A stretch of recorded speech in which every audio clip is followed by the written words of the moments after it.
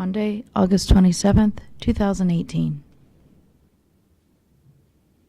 Of the United States of America, and to the republic for which it stands, one nation, under God, indivisible, with liberty and justice for all.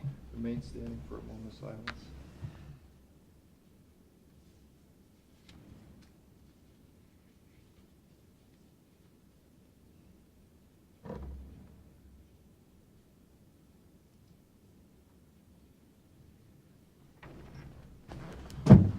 Peace.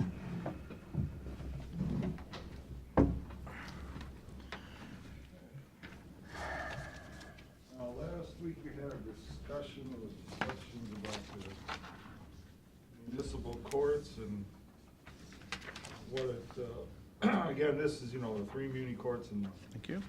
well, there's actually 4, but Sandusky, Vermillion, and Erie. Actually, we have to pay 40% of the judge, clerk, bailiff, and some other costs. And you were asking about the revenues, offset those. So I got this spreadsheet from the auditor's office. Finance asked them to put this together. From who, Pete? The auditor's office put this together. Okay. So it's showing from 2010 to current total revenues, and then down below the expenses of those 3 municipal courts. And according to these numbers, we're actually generating a little bit of money compared to those costs. However, in those revenue numbers are also revenue distributions from juvenile court, from our common police court, and from our municipal county court. You mean a percentage? Don't know what those are. No, I don't think it's a percentage. It's based on the fines that each one of those collect. Why And didn't? the way the state tells you how you distribute those.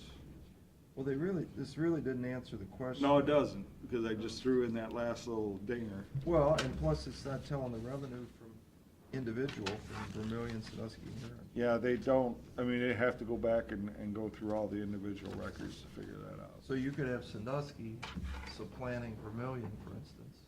You'd never know. Right. Why don't we tell the auditor that he's our financial officer, why don't he figure this out? You can ask. Like something he could help us with. Pete, what are sheriff fines? Those just go directly to the sheriff's department for fines they levy. In their cases. So under the fines, is that speeding tickets, that kind of Yeah, sure, stuff? sure. Mm-hmm.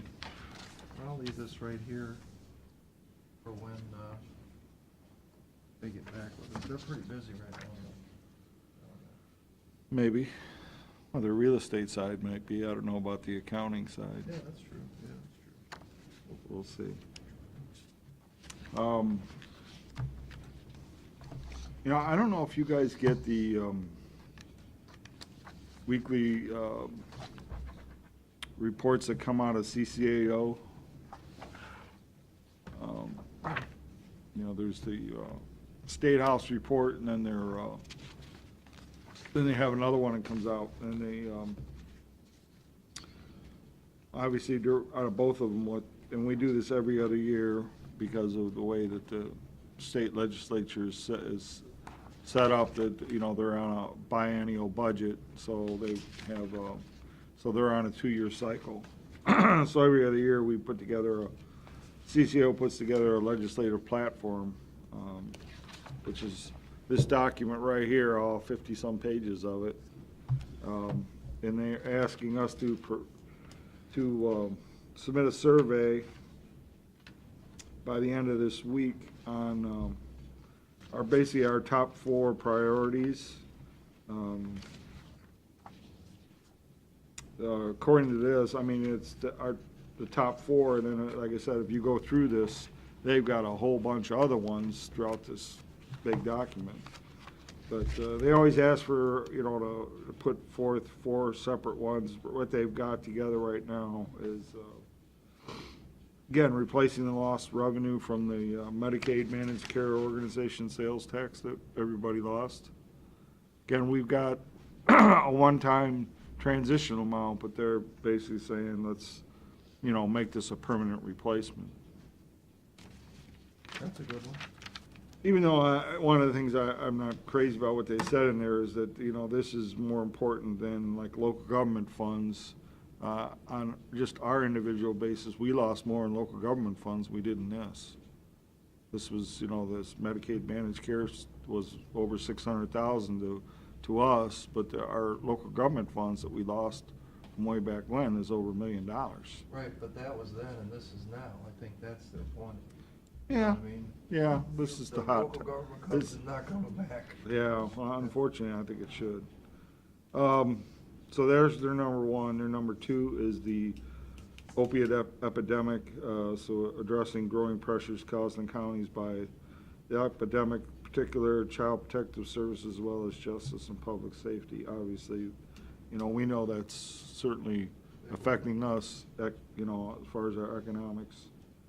The other one is, I should say two, they combined them though. They were saying about replacing the voting equipment, which has already been taken care of, and indigent defense, which is, again, it's, the state should at least pay 50%, which they don't. You could take that one a step farther. As a matter of fact, I think, and there's been talk about this as well on our Board of Elections, is take those a step farther and just have the state take over both of those things. And relieve us from the financial burden of both of those items. Do you know what I would think you should write to them in Mhm. this? And I don't exactly know what to say, but they should rewrite these purchasing rules and regulations that Mhm. we're always getting trapped into. I don't exactly know what I'd rewrite, but maybe you take a stab at, isn't that like I think it cost us Like hundreds of thousands of dollars. Like upping the bidding limits. I don't know, I don't exactly know, but there's other things, strings, like about the engineer or the architect has to do some of this Yeah, stuff. right. And, you know all the pitfalls we've just Sure. encountered. Maybe you could draft something that would, I bet other counties are having the same issues if they're Mhm. smart. If they're smart. This could be something they didn't even think about down there. Sure. Maybe take a crack at that. Yeah. Let us- I mean, right along with that is, and which is in here, is like on the prevailing wage. They're saying to up that significantly. Of course, in here, what they talk about is on vertical projects, in other words, buildings. Move that up, they're saying like to 5 million. Which, okay. And move the repair, for new from 250 to 5 million, and the repairs from 75 to 250,000. Of course, that's just, and that's just on the vertical. What about horizontal? Roads, bridges, water, sewer, that kind of Parking stuff. lot. Ditches, parking lots, all that kind of stuff. I think that all ought to be in there. Well, most of your counties in the state aren't building new, they're remodeling the old, because that's what Sure. they can afford to do. Right, They ought to address that. right. So, and I went through here, they talk about like lodging taxes, but I would, again, take that farther and say, why can't the counties do the same as the municipalities and the townships and use that money for their general funds? What's wrong with that? Right. And they bring up like, okay, having the state provide more funding for soil and water conservation districts and for OSU extensions, which, we currently put some monies in for those. Putting more restrictions on court orders for the justice system and their affiliates. In other words, we can go in, the judges can court order basically their salary and wage budgets for themselves, and they can do it for the prosecutor, they can do it for the clerk of courts, you know, somehow relaxing those. I mean, they've got a bunch of, like I said, this thing is big, covers a whole lot of things. I picked out one thing here, you know, I didn't even know about, but here's one about Ohio law permits humane societies to appoint an attorney and may employ one or more assistant prosecutors to prosecute misdemeanor violations listed in ORC 293118, including prevention of cruelty to animals or children. Such attorneys will be paid out of the county treasury in an amount approved as just and reasonable by the Board of Commissioners. CCO is requesting this mandate be eliminated, or at least change the law to require the consent of the Board of Commissioners. So, I mean, whoever, I didn't even know this was out there, but here's something that is out there that we could be liable for. That's what I'm saying. This is, I mean, this thing is huge, but, so beyond what they're saying, you'd like me to, again, tackle like prevailing wage, bidding, remodeling, how about like I said, on the lodging tax? Yeah. And then how about, like I said, on the, you know, state to take over public defenders and Board of Elections? Okay. Makes sense. Okay. Did we ever hear back, two things, on that opiate lawsuit? And then, we wrote to the CCAO on our objection to that, remember the case that's before the Ohio Supreme Court right now, that moves the statute of limitations from 17 back to 10, which would preclude, you know, our. Yeah, I mean, I haven't talked to Gary about it. I don't know if there's anything came from that. Is that something you could? All I know is that I'm pretty sure they filed an amicus brief, which is a friend of the court brief on that. Could you get us a copy of that from CCAO? Well, The I Murrays think, would like to see it. okay, well, I thought Gary wrote it, so But didn't CCAO file a brief too? I don't know. I thought that's what was happening. I didn't think he did it.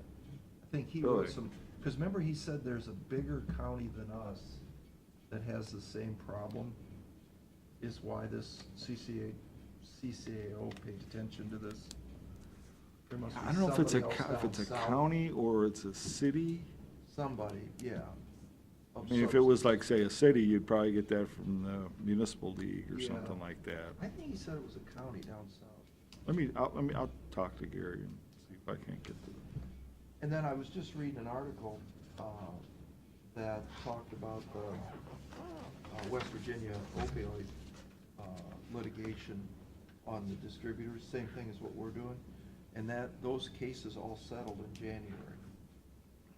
So I don't know what that means. Maybe Ohio must be different than West Virginia. Must have been a different But they litigation. settled and the distributors paid Really? a lot of money, 150 million or something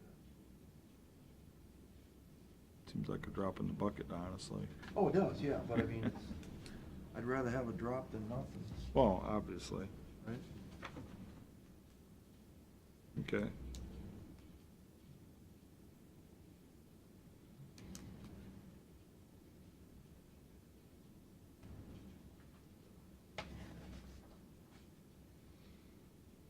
Okay. Sports Center, I see where they're not now going to have a occupant for the community center. The community center is not gonna be put up, it's just gonna be a shell. Not even a shell, from what I understand. Pardon? Not even a shell, So they're gonna not put that part of the building up, right? really? What they said was that, they would at least build around it so that at a later date, if somebody wanted to come in and do that, they could do it without too much trouble. So in other words, that part of the building will not be constructed. No. When did, I mean, when was that decision made? Was that, Well, we went to a progress meeting last Thursday, and that's what we were told. now who made the decision? Huh? Cedar Fair? Yeah.